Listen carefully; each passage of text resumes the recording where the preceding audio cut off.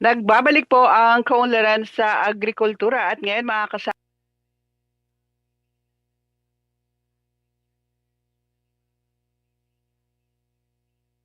Sir, Hi, good morning, Nina, and to the listeners of 774 ayan. DWWW.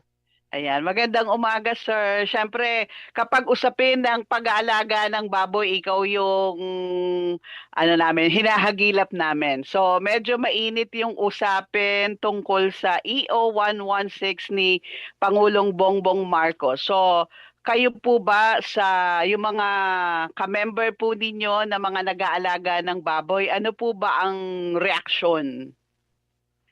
Definitely napakalaki ng epekto nito dahil lalo na sa backyard. Although hindi Mm-mm. lang backyard ang naapektuhan nito, even yung mga commercial farms na in spite na may ASF, nagtuloy sila na mag-populate.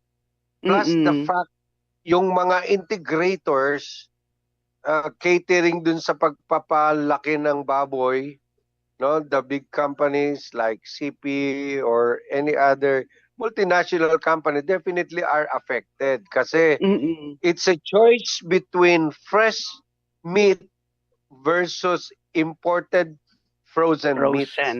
Mm. Alam naman natin nina ang price gap, no? Opo. Especially at this time na ang ekonomiya natin ay hindi maganda, the consumer siyempre would prefer to eat a cheaper option like the frozen meat. And Yes. ang laki ng impact nito sa mga nag-aalaga ng baboy. Because Mm. the tendency is bumaba ang presyo just to cope dun sa price ng mga frozen imported meat. Okay. Uh, So, very very challenging to, I think. mm. Kasi kung manonotice mo at nanotice rin naman namin, maraming backyard ang bumabalik sa pag-aalaga ng baboy dahil talaga Mhm. namang maganda ang kita, no? Mm. But Mm. the challenge is habang bumababa ang presyo nito, syempre nawawalan sila ng kita. And Mm. their tendency, especially for the backyard, is to stop, no? Ayawan na, ayawan na. Ayawan na talaga kasi bakit sila mag-aalaga kung wala naman din pakinabang na makukuha. Oo. 'Di ba? So ang daming maapektuhan nito.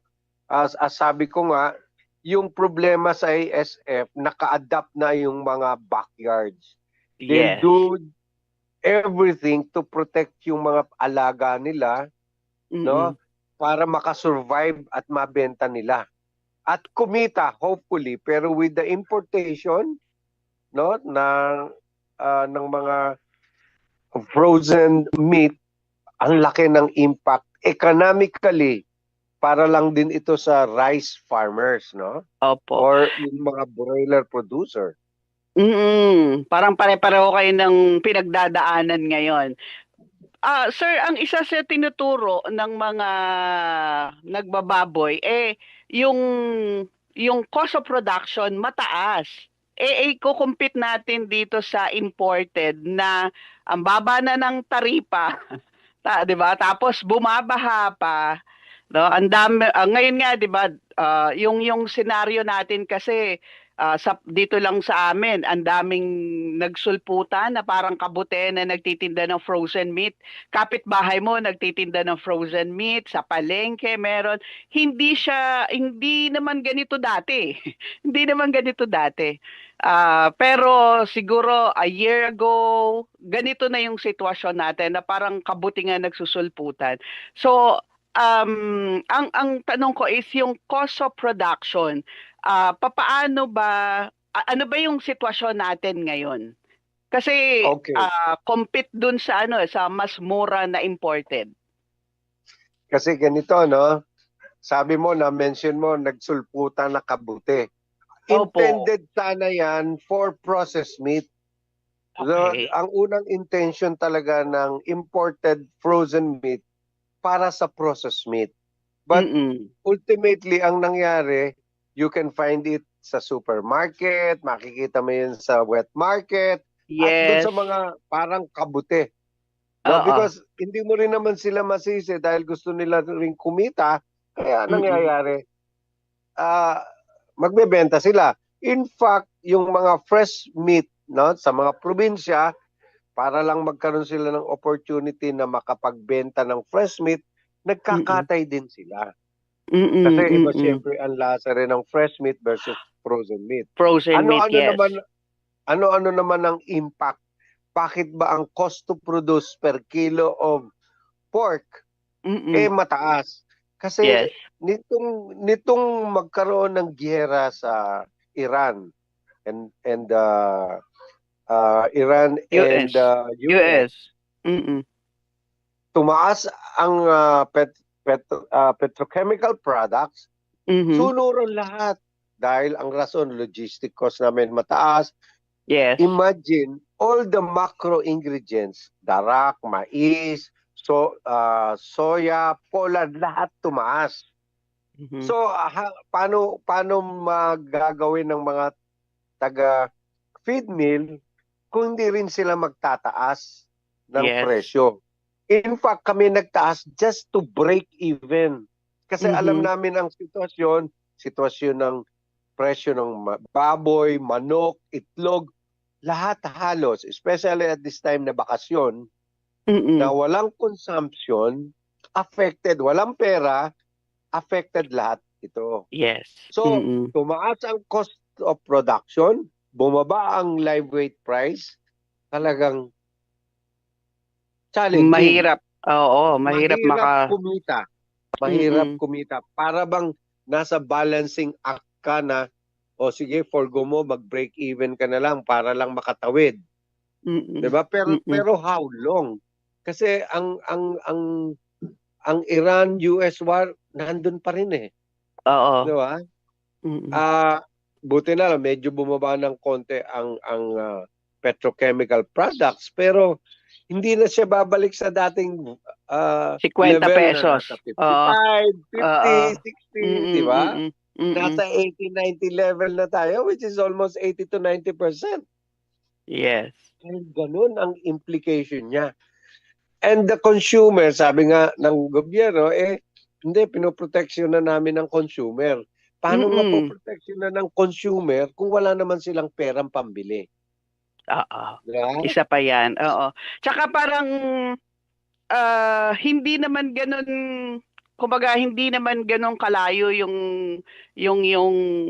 presyo ng imported. 'Di ba? Dapat sabi mas mababa pa minsan may mga imported frozen meat na konti na lang yung diferensya sa fresh 'Di ba? Um kumbaga, ikaw mamimili, ano ba pipiliin mo? Sabi mo nga may diferensya naman sa ano. Kung konti na lang difference, dapat doon ka na sa fresh I Pero agree. paano mo mapoprotektahan yung both sector, the consumer and yung hog raisers natin? Tama yon, ano? But please be reminded, ang price gap niyan is 100 to 120 pesos. Mhm. Ngayon, dahil nga saleable, ang tendency nila itaas paunti-unti para mas lalong kumita ang Kumita retailer pa sila, at oo. the expense of the consumer. Mhm. Diba? Kasi yung 100 pesos na gap to 120, ang laki noon. Mm. Talagang mag-off even a simple karinderya, pupunta siya sa frozen meat. Mm. Hindi naman Kung na alam ng bumibili 'yon. yes, kaya ang tendency niya, uy, binibili sige, itaas natin ng itaas para kumita Oo. tayo. So Yes. yung benefit ng consumer nawawala because the retailers are getting the benefit. Ngayon, Ayan. on the question of anong option, fresh or frozen, with the price Mm. gap of 20 pesos, 30 pesos, meron possible na pwedeng lumipat sa frozen, but the question will remain, do we have the money to buy? Yan. Tsaka Diba? nawala So, yung tsaka nawala yung purpose nila, 'di ba? Na makabilit ang consumer ng murang produkto. tama. Tama. Nawala na parang parang sa bigas din. Now, Mm, imported are sometimes more expensive pa rin di ba? opo. Sabi nila, bababa ang presyo ng imported, pero hindi ganun ang nangyayari. Because walang Mm-mm. control sa dulo or dun sa retailer side. Mhm. Okay. Isang tanong, sir. Anong nakikita nyo sa future? Tataas ba or bababa ang demand sa feeds, no? Kung mas marami imported na papasok. Definitely, I doubt. At risk lahat ang Mhm. feed mills. Mhm. Because if there is no consumption ng end product, there will be no consumption of feeds. And Feeds. as long as Okay. mataas ang ingredient prices, Mm-mm. talaga marami ang magsasara. On a long-term basis, pag ganito ang sitwasyon, maraming magsasara. Mhm. Definitely. May pwede bang gawin ang gobyerno? Kasi nalabas na nila yung EO eh. Ah, may nagre-request, itaas yung taripa na lang para pumantay. Ah, pwede naman din, na kaya lang, nandun pa rin yung magkano ba yung landed price dito, magkano yung idadagdag Mhm. na Mhm. presyo. Mhm. With the reduction of taripa, kasi mababawasan din ang tax from na mapupunta sa gobyerno, and it could be Mm. counterproductive for them. Pwede rin. Diba? Mm. Just Mm. like Mm. excise tax for fuel, hindi Mm. nila maibaba because mababawasan yung collection nila eh. Yes. Now, if in case, no, kung nakikita nila yung extent of problem, just like rice, sino-sino ang naaapektuhan of the industry, and how will it affect naman yung taxes na nakukolekta nila na nagbabayad dun sa Mhm. industriya na yon. It's a balancing act eh. Di ba? Ang Okay. kagandahan lang sa imported, they are assured na may tax doon. Di Mm. ba? Yun lang Mm. yung, kaya do you expect na yung tax doon ibababa? Medyo sa tingin ko challenging. Okay. So talagang challenging yung kinakaharap natin. Ah, Kayo po ba, yung sektor ninyo, hindi po ba natanong ng, kumbaga karoon man lang ng consultation sa pagpapatupad nila ng EO 116? No, we were not consulted.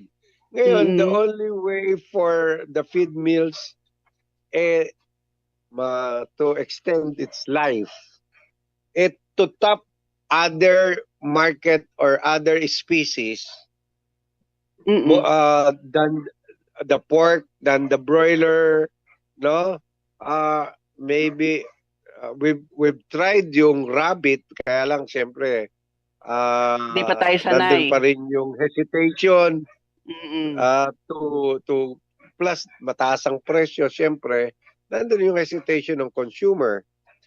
Now we're trying to focus on ruminants, which is an alternative Mhm. para rin makatulong tayo sa production ng milk. Kasi we've been Apo. importing about 98 to 99% milk, no? Mm-mm. Powdered Mm-mm. milk. Baka, and with the trust ng gobyerno to develop the dairy industry, siguro Mm-mm. ito yung isang pwede talagang mapuntahan ng mga feed mills. Other Okay. than the production of pork or production of pigs, broilers. Mhm. So parang nagda-diversify ka na kayo na okay, medyo alanganin tayo dito sa sa pork, 'di ba? Sa hog, yan is small ruminants yung nakikita nating isang parang daan para magdire-diretso tayo ng production, 'di ba? Hopefully ang gobyerno din ang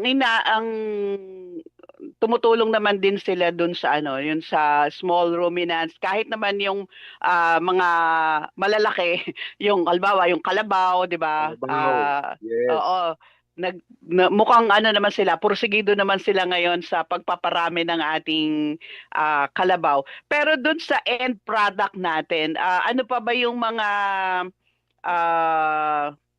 kumbaga iba pang paraan, 'di ba? Iba pang pwede niyong puntahan para magdire-diretso tayo ng manufacturing maliban sa Ma-develop yung ruminants. may develop yung other species. Of course, alam mo naman presyo ng itlog bagsak, Bagsak din. whether Mm-mm. duck siya, whether chicken siya, whether pugo siya, bagsak din. And it's basically because of the vacation, no? Opo. Yung bakasyon kasi mga bata.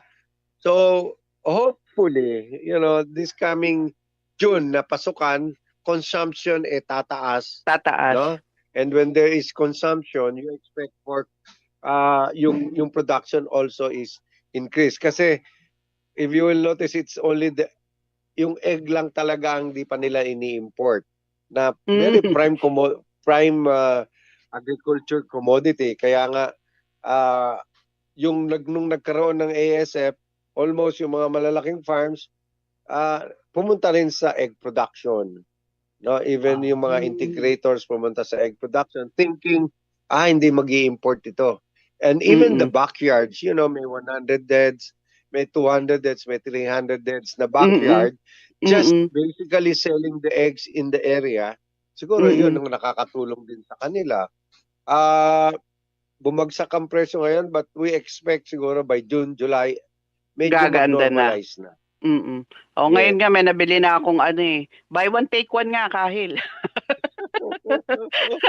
Dati, ang mahal-mahal niya, di ba? Oo, 8 oo. pesos, 10 9, pesos. 10, oo. No. Ngayon But now, giveaway price because rather uh, than na masira, mabulok, they'd rather dispose of it, no? And mm-mm. priority siyempre ngayon yung tuition fee. Apo. Pero Pag Filipinos na, have been trained to eat chicken egg, mm-mm. one egg to two eggs per person. Kaya I Mm-mm. think they will still allocate some resources for the consumption ng egg. Okay. Isa sa nakita ko na sinusulong din ng kooperatiba, yung kumikitang kabuhayan ng, ayun, kooperatiba ng Santa Maria. Kooperatibang Yung, pangkabuhayan ng Santa Maria. ayan, ayan. Oo.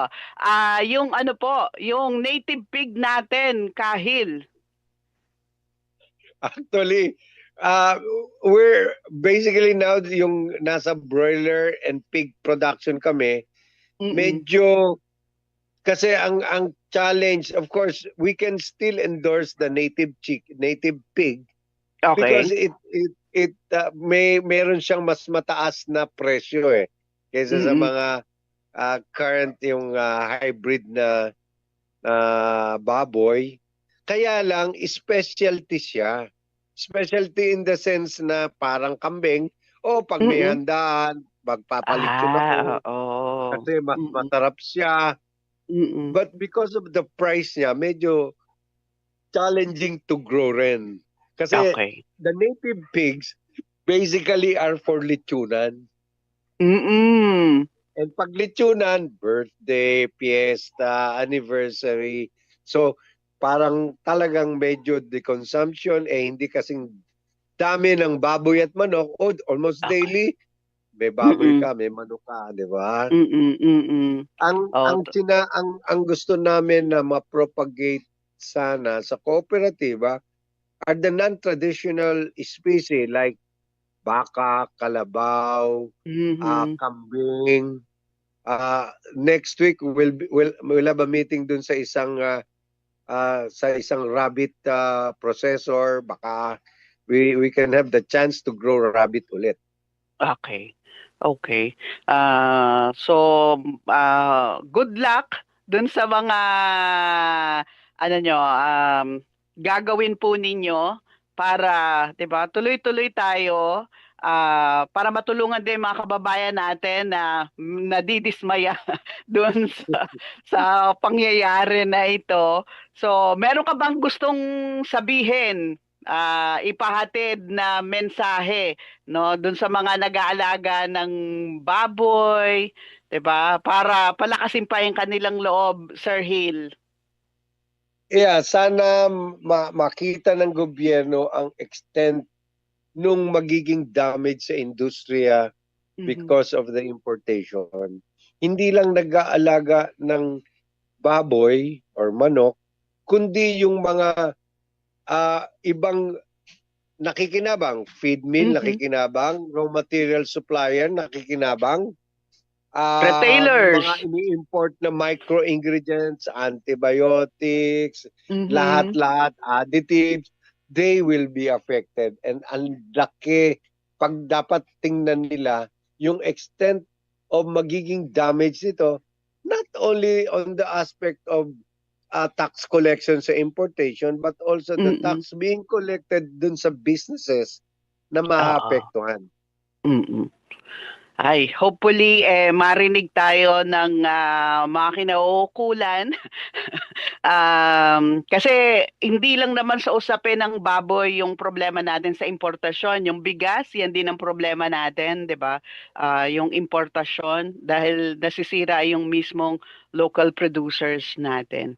Umaaray sila, no? And ito panibagong aray na naman to mula sa sektor ng nag-aalaga ng baboy. Okay. Kahil maraming maraming salamat po and basta kung meron kang nais parating sa mga kababayan natin, ang aming linya ng komunikasyon ay lagi pong bukas. Okay, maraming salamat and maganda yung nagiging may sounding board like Mhm. yung programa ninyo Mhm.